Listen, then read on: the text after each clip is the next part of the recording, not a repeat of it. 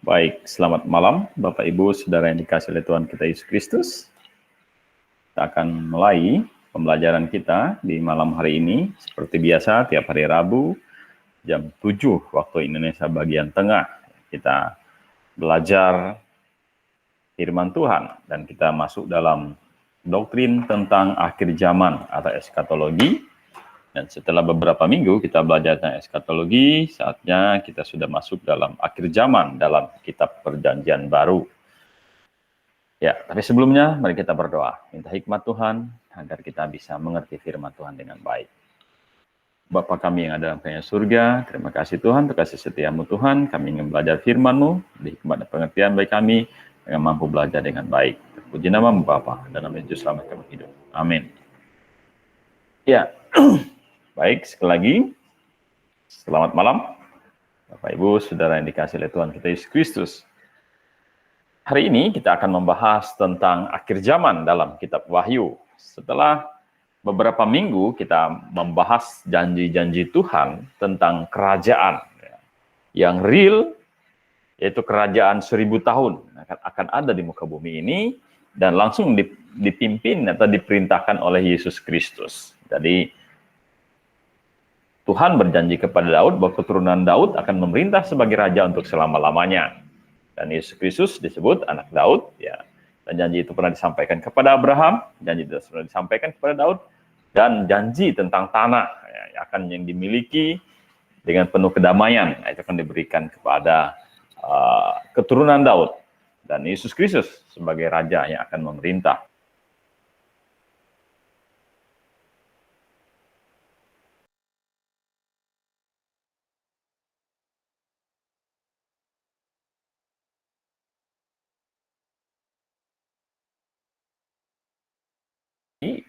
Kepada Israel secara khusus akan kerajaan, ya. Akan kerajaan dijanjikan kepada bangsa Israel, ya, dan Israel menolak kerajaan yang dijanjikan itu. Nah, coba kita lihat ada satu ayat firman Tuhan ketika Yohanes Pembaptis memberitakan tentang kerajaan surga, ya, dia bilang begini, bertobatlah sebab kerajaan surga sudah dekat. Jadi ketika Yohanes Pembaptis memulai pelayanannya dan Yesus Kristus ya, dibaptis oleh Yohanes Pembaptis, dia berseru, lihatlah anak domba Allah, penghapus dosa dunia. Bertobatlah sebab kerajaan Allah sudah dekat. Jadi ini kerajaan Allah benar-benar sudah dekat. Kenapa? Karena kalau misalnya bangsa Israel menerima Yesus Kristus sebagai Tuhan dan Juru Selamat, ya, maka akan masuk dalam minggu Daniel atau masanya Daniel, yaitu masa antara 67 dan 70 ya, itu masa 1 kali 7 tahun, dan setelah itu akan masuk dalam kerajaan yang dijanjikan itu, yaitu kerajaan 1000 tahun. Makanya Matius pasal 3 Yohanes Pembaptis berseru, bertobatlah sebab kerajaan Allah sudah dekat, sungguh-sungguh sudah dekat gitu. Hanya beberapa tahun setelah itu 1 kali 7 tahun, habis itu langsung masuk kerajaan 1000 tahun. Nah tetapi ya, di sini dikatakan bahwa Yohanes Pembaptis akhirnya ditolak, ya, dan Herodes yang memenggal Yohanes Pembaptis. Karena itu sekarang berganti kepada Tuhan Yesus. Ya. Tuhan Yesus memberitakan tentang kerajaan itu. Nah, jadi dalam Matius pasal 4 ayat 17, dan sejak waktu itulah Yesus memberitakan bertobatlah sebab kerajaan surga sudah dekat. Jadi Yohanes Pembaptis ditolak, akhirnya Tuhan Yesus menggantikan Yohanes Pembaptis untuk menyerukan bahwa bertobatlah sebab kerajaan surga sudah dekat. Nah, Bapak Ibu Saudaraku yang dikasihi oleh Tuhan Yesus Kristus. Jadi di awal-awal perjanjian baru dalam kitab Matius, dia menyampaikan bertobatlah sebab kerajaan surga sudah dekat. Yesus Kristus bilang bertobatlah sebab kerajaan surga sudah dekat, sangat dekat sekali. Ya. Hanya beberapa waktu, habis itu 1 kali 7 tahun langsung masuk kerajaan surga itu. Ya, jadi Bapak Ibu Saudaraku yang dikasih, coba kita lihat.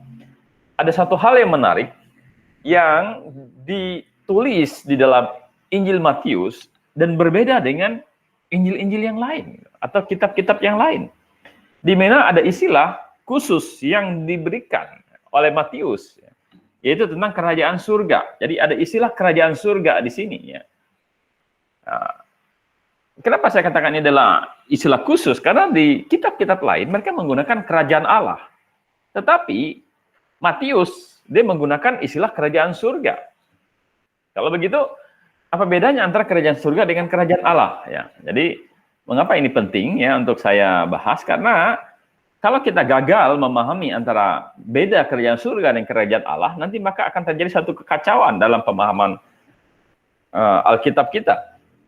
Tetapi ketika kita memahami apa yang dimaksud tentang kerajaan surga dan apa yang dimaksud dengan kerajaan Allah, nah, baru kita bisa memahami konteks firman Tuhan dengan benar. Nah, kalau kita apa beda kerajaan surga dan kerajaan Allah?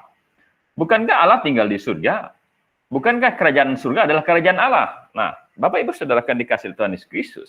Sebenarnya, ketika Matius menulis kerajaan surga, kita harus tahu bahwa itu bukan semata-mata karena keinginan si Matius untuk menulis kerajaan surga, tetapi itu diinspirasikan oleh Allah. Dan kerajaan surga itu ya di dalam kitab Matius itu sebanyak 33 kali. Dan itu tidak terdapat dalam kitab-kitab yang lain. Kenapa dia secara khusus banyak berbicara tentang kerajaan surga? Ya, dia tidak menggunakan istilah kerajaan Allah. Kita bilang ini bukan kebetulan. Karena kerajaan surga yang dimaksud di sini adalah bukan kerajaan Allah. Karena kerajaan Allah itu bersifat rohani, yaitu di bumi dan di surga. Nah, jadi, tetapi kerajaan yang dimaksud kerajaan surga ini adalah kerajaan yang ya, dijanjikan dalam Matius. Ya, dikatakan dalam doa Bapa kami, dikatakan apa? Bapa kami Bapa kami yang di surga, dikuduskanlah namamu, datanglah kerajaanmu di bumi seperti di surga. Jadi ada kerajaan surga yang dijanjikan di bumi, yang dimana Allah langsung memerintah, itu Yesus Kristus. Gitu. Nah, jadi tanpa kita sadari, ketika Yohanes Pembaptis bilang bertobatlah sebab kerajaan surga sudah dekat, dia sedang berbicara kepada bangsa Israel. Dia ingin berkata kepada bangsa Israel, bertobatlah, ya. Sebab kerajaan surga yang di bumi seperti di surga itu ya sedang datang, ya, sudah dekat sekali. Nah, ini sebenarnya ya Matius maupun Tuhan Yesus sedang mengajarkan bahwa kerajaan surga yang dimaksud ini bukan kerajaan Allah di mana Bapa bertahta, tetapi kerajaan surga yang maksud ini adalah kerajaan yang di bumi seperti di surga. Itu kerajaan 1000 tahun yang real di muka bumi ini. Nah, terus kita coba lihat, kerajaan Allah adalah rohani, sedangkan kerajaan surga nyata di surga dan di bumi. Jadi kerajaan Allah adalah kerajaan sifatnya rohani yang lingkupnya baik di surga maupun di bumi. Tetapi berbicara masalah kerajaan surga itu adalah kondisi di mana di surga itu sama dengan di bumi. Jadi adalah real kerajaan yang ada di bumi ini. Coba kita lihat istilah anak-anak kerajaan mengacu kepada Israel. Nah, ketika orang bilang, sama aja kok kerajaan surga dengan kerajaan Allah itu sama aja. Kerajaan Allah ya kerajaan yang ada di surga. Ya, di surga ya tempat Allah. Nah, bukan. Kenapa? Karena kalau kita menyamakan antara kerajaan surga dan kerajaan Allah, maka ayat ini akan sulit kita pahami. Dan ini akan menjadi kacau. Maka masa anak-anak kerajaan itu bisa dienyahkan oleh Tuhan. Coba kita lihat ya. Matius pasal 8 ayat 12. Sedangkan anak-anak kerajaan itu akan dicampakkan ke dalam kegelapan yang paling gelap. Di sana akan terdapat ratap dan kertak gigi. Nah, kalau kerajaan surga dan kerajaan Allah itu sama, maka anak-anak kerajaan ini mengacu kepada siapa? Berarti anak-anak kerajaan surga. Nah, bagaimana kerajaan Allah? Nah, bagaimana anak kerajaan Allah bisa dicampakkan dalam kegelapan yang paling gelap? Nggak mungkin, gitu kan. Kalau ada anak-anak Allah, kan pasti diterima, gitu kan. Di surga. Bukan malah dicampakkan. Nah, maksudnya di sini adalah Tuhan berkata lewat Yohanes, dan Tuhan Yesus bahwa kerajaan di bumi seperti di surga yang dijanjikan kepada Israel itu sudah dekat. Dan karena mereka menolak, makanya anak-anak kerajaan ya Israel yang dijanjikan kerajaan itu, karena mereka menolak, maka mereka akan dicampakkan ke dalam kegelapan dan di sana akan terdapat ratap dan kertak gigi. Nah, apa maksud daripada bagian firman Tuhan ini? Nah, Bapak Ibu Saudaraku yang dikasih oleh Tuhan Yesus, saya ingin mengajarkan satu konsep bahwa sebenarnya ketika Yohanes Pembaptis dan Tuhan Yesus, kerajaan surga sudah dekat, dia sedang berbicara kepada bangsa Israel tentang kerajaan di bumi seperti di surga yang dijanjikan kepada Israel sudah sangat dekat sekali. Yaitu kerajaan 1000 tahun di mana Kristus memerintah di bumi seperti di surga. Nah, ini mengajarkan kepada kita apa? Ketika kita perjanjian baru yang dimulai oleh Matius, dia sudah mengajarkan ada kerajaan yang posisinya di bumi kondisinya sama seperti di surga. Mengapa? Karena Allah langsung memerintah. Di sana kerajaan damai, kerajaan yang penuh dengan kekudusan. Karena Allah yang memerintah sebagai raja. Yesus Kristus akan memerintah sebagai raja. Nah, ini berbicara masalah akhir zaman. Yang dijanjikan dalam perjanjian lama dikuatkan oleh Yohanes Pembaptis dan dikuatkan oleh Tuhan Yesus Kristus. Dan ini real akan terjadi. Nah, coba kita lihat selanjutnya. Masa gereja adalah masa antara masa ke-69 dan ke-70 Daniel. Nah, Bapak Ibu Saudaraku yang dikasih oleh Tuhan Yesus Kristus, kalau Anda ingat, ya, 70 kali 7 Daniel itu dibagi menjadi 3 bagian. Ya. Yang pertama adalah 62 kali 7, ya. Habis itu 7 kali 7, habis itu 1 kali 7, baru akan datang masa di mana menghapuskan kelaliman, mengurapi yang Maha Kudus, mendirikan kerajaan damai, yaitu dijanjikan gitu. Tetapi ketika Daniel melihat itu, ya, yang dilihat oleh Daniel adalah setelah 69 kali 7 masa langsung masuk ke 70 kali 7 masa. Tetapi Daniel belum melihat ada satu masa antara 69 dan 70. Masa 69 itu masa apa? Masa di mana dia bilang yang diurapi itu disingkirkan. Jadi yang diurapi itu adalah Yesus Kristus disingkirkan, dan menurut penglihatan Daniel setelah Yesus Kristus disingkirkan akan masuk 1 kali 7 masa, yaitu masa ke-70, dan habis itu masuk ke dalam kerajaan 1000 tahun yang dijanjikan itu. Tetapi kenapa kok sekarang 69 kali 7 masa kan sudah lewat, di mana yang diurapi Yesus Kristus disalibkan. Itu kira-kira sekitar tahun 32 Masehi. Kenapa kok tidak langsung 1 kali 7 masa dan tidak langsung masuk kerajaan 1000 tahun? Ya, karena bilang kita akan melihat bahwa karena penolakan Israel, ya, jadi Israel menolak Mesias sebagai raja, maka dibukakan zaman bagi gereja. Kalau seandainya Israel menerima, langsung masuk 1 kali 7 masa, habis itu langsung masuk kerajaan 1000 tahun. Tetapi karena Israel menolak Yesus Kristus sebagai Mesias, maka dibukakan zaman bagi gereja. Nah, ini kita dapatkan kesimpulannya dari berbagai macam ayat di firman Tuhan. Misalnya ini, Efesus pasal 1 Efesus pasal 3 ayat 1 sampai 6. Itulah sebabnya aku ini Paulus, orang yang dipenjarakan karena Kristus Yesus, untuk kamu orang-orang tidak mengenal Allah.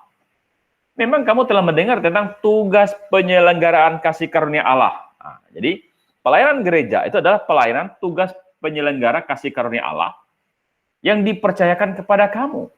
Nah, yaitu bagaimana rahasianya dinyatakan kepadaku. Dia bilang pelayanan gereja sekarang ini ada tugas penyelenggaraan kasih karunia Allah. Yang sebenarnya ini adalah suatu rahasia, tetapi yang dulu adalah rahasia dibukakan kepadaku.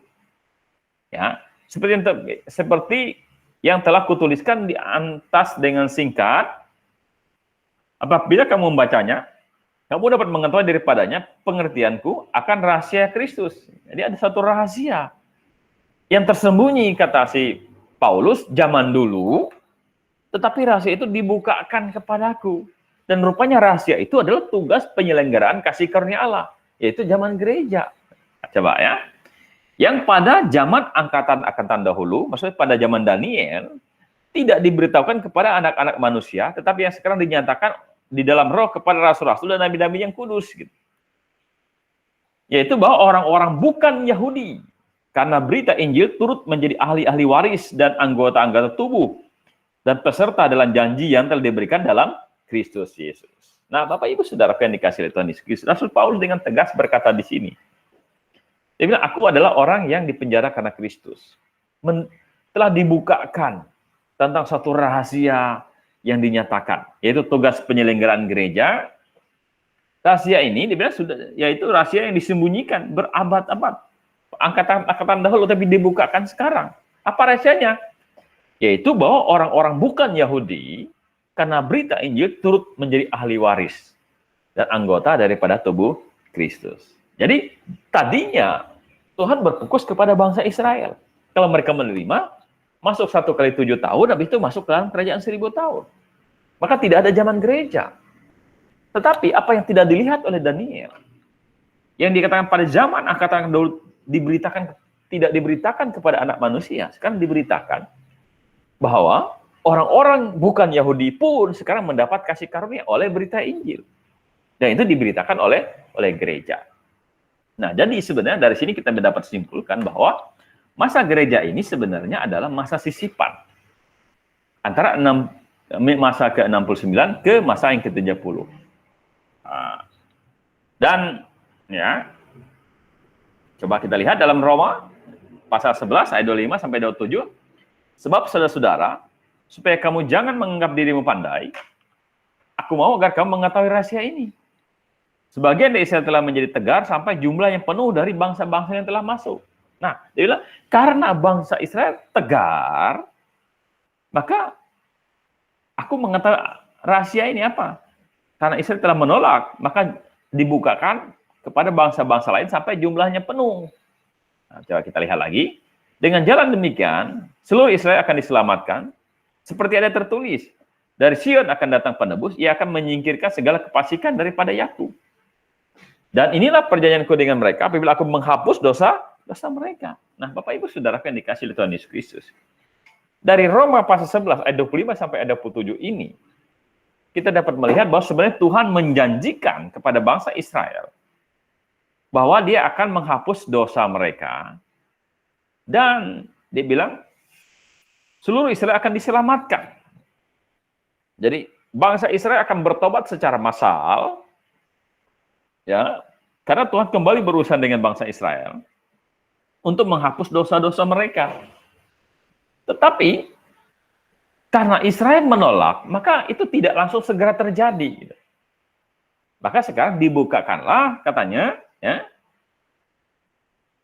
kepada bangsa-bangsa lain. Sampai kapan? Sampai jumlah yang penuh dari bangsa-bangsa yang telah masuk. Ya, ini jadi maksudnya adalah sebenarnya Tuhan berjanji kepada bangsa Israel, kalau mereka menerima, akan ada 1 kali 7 tahun, akan terjadi satu pertobatan besar-besaran daripada bangsa Israel. Ya, jadi itu sebenarnya janji Tuhan. Tetapi karena bangsa Israel menolak dia, maka keselamatan Israel secara massal itu tidak terjadi segera. Ya, maka dibukakanlah zaman bagi gereja. Nah, dari sini kita bisa melihat bahwa nantinya sesuai dengan nubuatan Roma pasal 11 ayat 25 sampai 27 bahwa bangsa Israel akan bertobat secara massal. Kapan? Yaitu ketika bangsa-bangsa lain menghimpit mereka, menyerang mereka di 1 kali 7 tahun sengsara nanti. Nah, mereka berseru kepada Tuhan, mereka bertobat secara massal, mereka mengaku Yesus sebagai Tuhan dan Juru Selamat. Nah, disitulah pertobatan massal bangsa Israel. Hari ini orang Yahudi masih belum mengakui Yesus sebagai Mesias. Mereka masih di tembok ratapan, mereka masih meratap, ya, menantikan Mesias itu. Ya, tetapi sebenarnya Mesias itu sudah datang. Hari ini mereka belum mengakui, tetapi nanti sesuai dengan janji Tuhan, dia akan mendatangkan keselamatan secara massal kepada bangsa Israel. Mereka akan mengakui dia sebagai Tuhan dan Juru Selamat. Oleh sebab itulah sering saya katakan bahwa bangsa Israel itu, walaupun dia kecil, tetapi dia pasti ada. Ya. Karena apa? Karena Tuhan berjanji akan berurusan kembali dengan bangsa Israel. Ya. Jadi, masa gereja adalah satu masa rahasia itu. Coba kita lihat ya.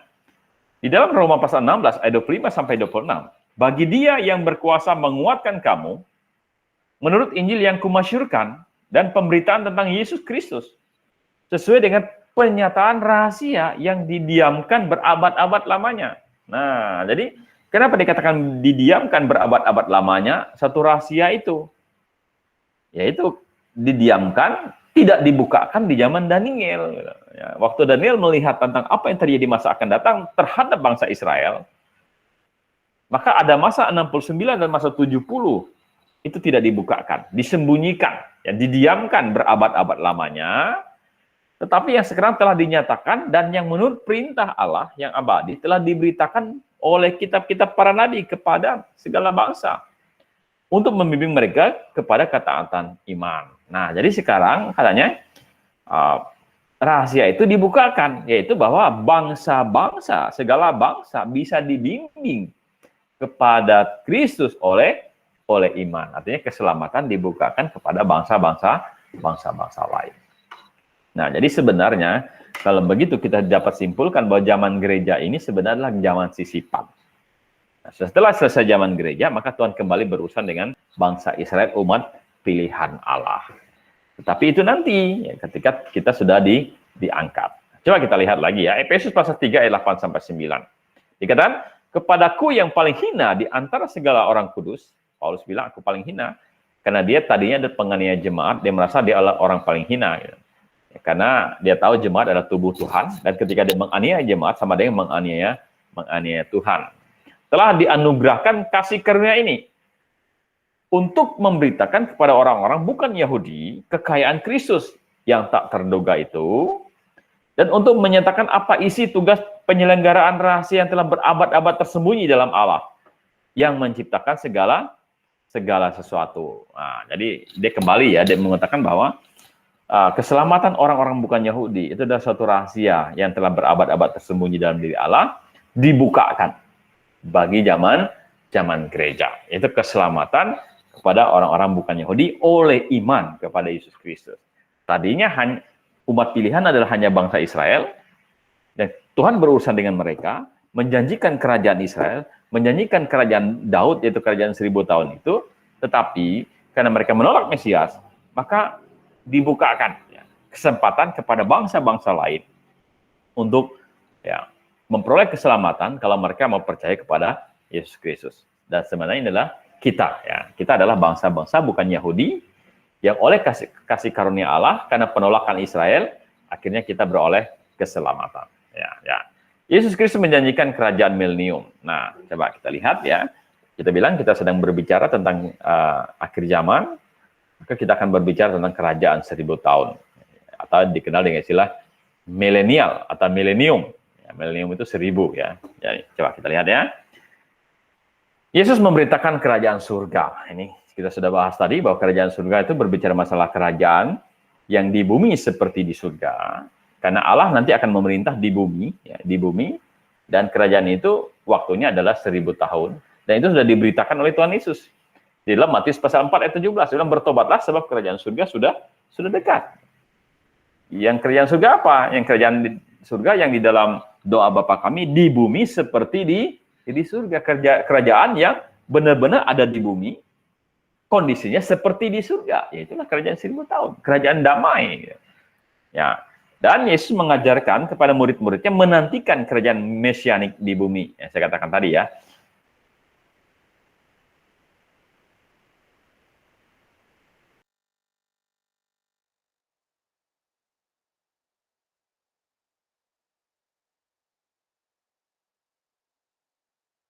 Dikasih oleh Tuhan Yesus Kristus.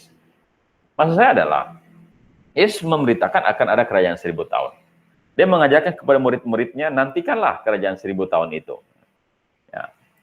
Terus, Yesus menjanjikan ada posisi jabatan-jabatan kepada murid-muridnya nanti ketika kerajaan itu terjadi. Gitu. Jadi, akan ada kondisi ya, di mana mereka akan mendapatkan posisi murid-muridnya. Di mana ayatnya? Coba kita lihat ya.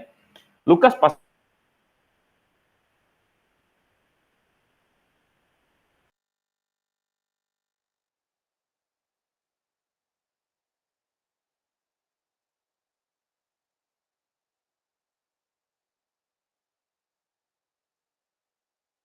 aku menentukannya bagiku, bahwa kamu akan makan dan minum semeja dengan aku di dalam kerajaanku. Ya. Di dalam kerajaan apa ini? Ya, kerajaan 1000 tahun. Gitu. Ya, dan kamu akan duduk di atas tahta untuk menghakimi kedua belah suku Israel. Jadi masing-masing murid-murid dari 12 orang murid itu akan ada satu tahta yang Tuhan percayakan kepada mereka untuk menghakimi kedua suku Israel. Di mana ini dalam kerajaan 1000 tahun. Jadi Bapak Ibu Saudaraku yang dikasihi oleh Tuhan Yesus Kristus, ketika kita belajar tentang akhir zaman, ada janji kerajaan 1000 tahun. Itu nanti akan benar-benar terjadi. Pusatnya di Yerusalem. Yesus memerintah sebagai raja, ya, dalam kerajaan 1000 tahun. Dan penduduknya real, ada manusia di muka bumi ini, dan mereka semuanya adalah orang percaya, dan murid-murid Yesus Kristus nanti akan memerintah suku-suku Israel. Mereka punya jabatan, kedudukan, ya, sebagai ikut memerintah dan menjadi hakim untuk ke-11 suku Israel.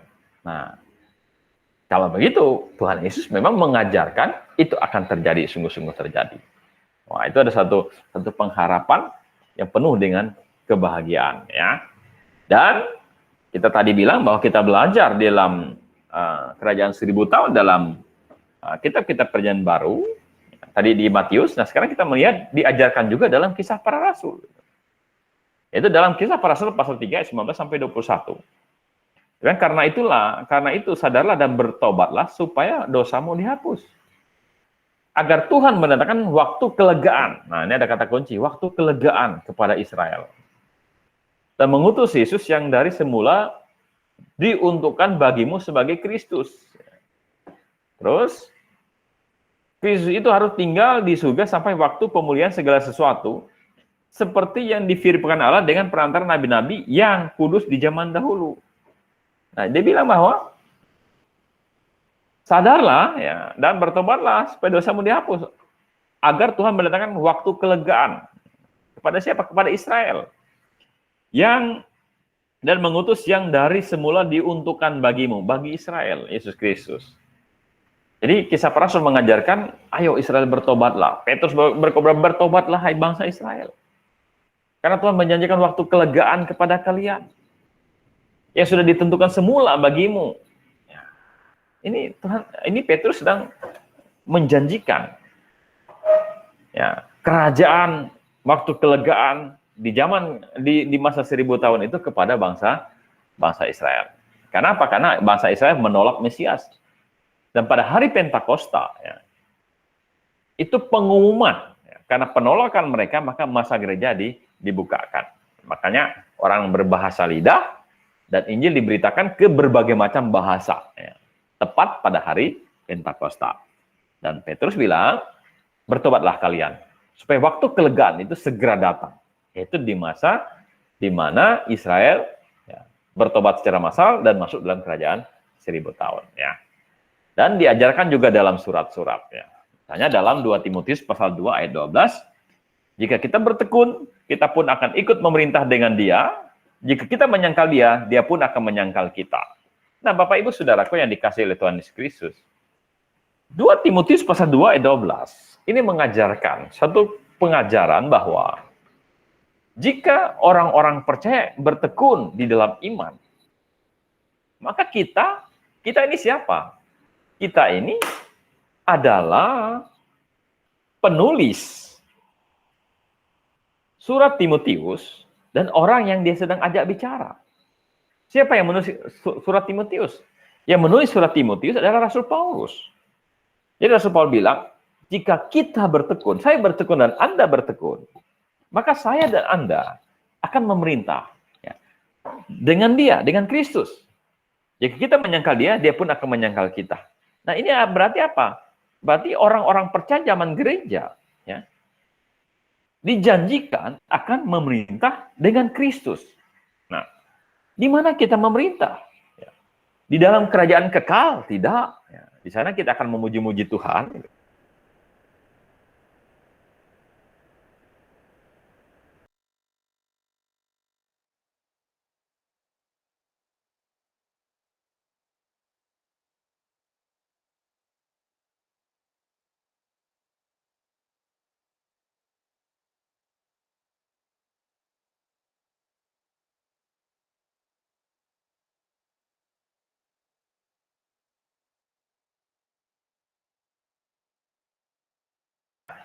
di bumi ini. Ya, jadi selama kita di bumi ini, ya, sesuai dengan upah yang kita dapatkan. Ya. Sebab itu sebenarnya Tuhan bilang, ayo kita bertekun. Ya. Karena kita akan memerintah bersama dengan Kristus kalau kita bertekun. Terus coba kita lihat, dan juga diajarkan dalam kitab Wahyu. Ya, coba kita lihat bahwa kerajaan 1000 tahun itu diajarkan dalam kitab Wahyu. Dan kitab Wahyu pasal 20 ayat 1 sampai 7 ini menggambarkan ya, keadaan kerajaan 1000 tahun itu. Jadi apa? Lalu kemudian seorang malaikat turun dari surga, memegang anak kunci jurang maut dan suatu rantai besar di tangannya. Ya, ia menangkap naga si ular tua, yaitu iblis dan Satan, dan mengikatnya 1000 tahun lamanya. Nah, Bapak Ibu Saudaraku yang dikasihi oleh Tuhan Yesus Kristus, kerajaan 1000 tahun itu dikenal dengan istilah kerajaan damai. Kenapa damai? Alasan yang pertama adalah karena sang rajanya adalah Kristus langsung. Allah langsung yang memerintah, dan dalam kerajaan 1000 tahun itu dikatakan tidak perlu matahari karena kemuliaan Kristus menyinari. Ya. Jadi yang pertama karena Allah langsung, yaitu Yesus Kristus rajanya langsung. Yang kedua, kerajaan itu disebut dengan kerajaan damai karena yang masuk kerajaan 1000 tahun itu adalah orang-orang yang selamat dari masa 1x7 tahun sengsara. Orang-orang tidak percaya akan dimusnahkan.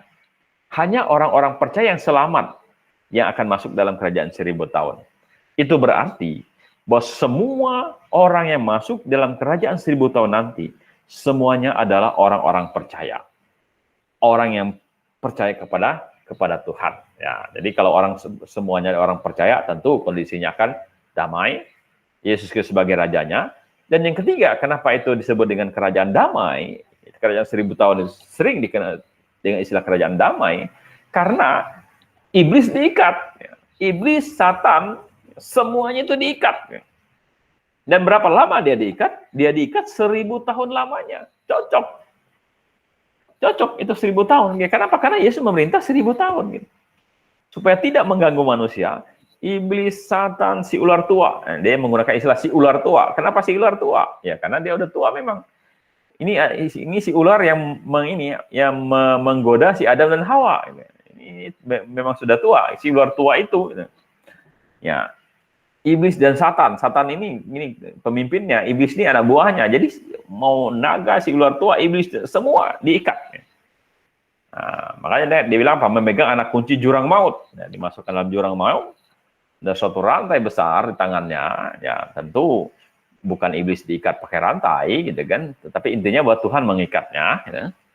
Terus lalu melemparkan ke dalam jurang maut. Nah, jadi dilemparkan dalam jurang maut dan menutup jurang maut itu dan memeteraikannya di atasnya supaya ia jangan lagi menyesatkan bangsa-bangsa.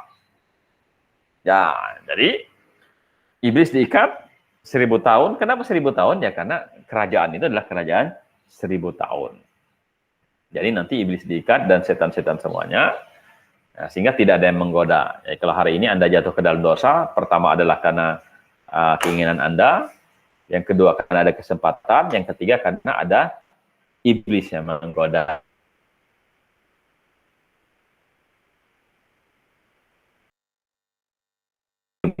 Yang memberi dirinya dalam godaan. Tetapi nanti dalam kerajaan 1000 tahun itu tidak ada. Ya, supaya ia jangan lagi menyesalkan bangsa-bangsa. Tetapi Alkitab bilang sebelum berakhir masa 1000 tahun itu, kemudian pada waktu itu ia akan dilepaskan untuk sedikit waktu lamanya. Nah, jadi di akhir kerajaan 1000 tahun itu, iblis nanti akan dilepaskan. Dan apa yang terjadi? Ya, ingat, kerajaan 1000 tahun, Kristus memerintah, semuanya adalah orang percaya, dan iblis diikat. Tetapi, ya, rupanya, walaupun Allah sendiri yang memerintah, walaupun semuanya adalah orang yang percaya, dan iblis diikat, itu tidak menjamin mereka benar-benar memiliki iman yang murni. Kenapa? Karena dibilang, kemudian daripada itu akan dilepas untuk sedikit waktu lamanya. Dan apa yang terjadi? Dibilang, lalu kemudian tahta-tahta dan orang-orang duduk di atasnya, kepada mereka diserahkan kuasa untuk menghakimi. Aku juga melihat jiwa-jiwa yang telah dipenggal kepalanya karena kesaksian tentang Yesus. Dan karena firman Allah yang tidak menyembah binatang itu dan patungnya akan tidak juga menerima tandanya pada dahinya dan tangan mereka, dan mereka hidup kembali dan memerintah sebagai raja bersama-sama dengan Kristus untuk 1000 tahun lamanya. Jadi nanti orang-orang yang martir, yang percaya, yang mati, nanti mereka akan memerintah bersama dengan Kristus, termasuk kita. Tetapi orang-orang mati yang tidak bangkit sebelum berakhir masa yang 1000 tahun itu, inilah kebangkitan pertama. Berbahagialah dan kuduskanlah ia mendapat bagian dalam kebangkitan pertama. Kematian yang kedua tidak berkuasa lagi atas mereka. Mereka akan menjadi imam-imam Allah dan Kristus, dan mereka akan memerintah sebagai raja bersama-sama dengan dia 1000 tahun lamanya. Ya. Dan setelah masa 1000 tahun itu berakhir, iblis akan dilepas. Dan ketika dia dilepas, Alkitab mengatakan, dia mengumpulkan dari segala suku bangsa. Ya. Jumlahnya seperti pasir di laut. Dan mereka menentang Allah. Mereka menentang Allah. Dan di akhir kerjaan 1000 tahun, Tuhan musnahkan dunia ini. Dan orang-orang yang menentang dia. Ya. Jadi orang menentang dia semuanya akan mati. Jumlah mereka seperti pasir di laut. Bayangkan ya. Yesus sebagai raja. Ya, iblis diikat. Semuanya tadi ada orang percaya, tapi tidak sungguh-sungguh imannya murni. Karena di akhir kejadian 1000 tahun, ketika iblis dilepas, tadinya ada niat mereka ini memberontak kepada Allah, dikuatkan oleh iblis, mereka menentang Tuhan. Dan Tuhan hancurkan dunia ini di akhir kejadian 1000 tahun, dan masuk dalam surga yang kekal. Yang selama-lamanya. Jadi surga yang di bumi akan berpindah kepada surga yang kekal. Yang di bumi seperti surga itu akan pindah ke surga yang kekal. Di situ dimana dikatakan bahwa Tuhan akan menciptakan bumi baru dan langit yang baru. Yang lama telah berlalu, dihancurkan bersama dengan orang-orang yang tidak percaya Tuhan. Nah, jadi Bapak Ibu Saudaraku yang dikasihi oleh Tuhan Yesus Kristus, dari apa yang kita pelajari di malam hari ini, dapat kita simpulkan beberapa hal. Yang pertama, bahwa kitab Perjanjian Baru mengajarkan tentang akhir zaman. Karena ada kerajaan 1000 tahun. Yesus Kristus akan memerintah sebagai anak keturunan Daud. Dan kita yang percaya akan memerintah bersama-sama dengan Kristus. Maka dikatakan siapa yang bertekun akan memerintah bersama dengan dia. Jadi kita perlu bertekun dalam iman. Semua yang dinubuatkan itu pasti akan terjadi. Oleh sebab itu kita harus berpegang kepada iman yang benar. Nah, karena ada kerajaan 1000 tahun, dan itu pasti akan digenapi. Ya. Dan Perjanjian Baru ya, dengan jelas menjelaskan detail-detail daripada kerajaan itu. Dan itu layak untuk kita pegang dan kita percaya kepada janji-janji Tuhan. Karena itulah saya katakan bahwa kita perlu setia, kita perlu bertekun, ya, karena dunia ini sementara, tetapi nanti kita akan bersama-sama dengan Kristus di dalam kerajaannya. Ya, itu saja pembahasan kita malam hari ini. Minggu depan akan kita lanjutkan pembahasan selanjutnya. Terima kasih. Tuhan Yesus memberkati dan Maranatha.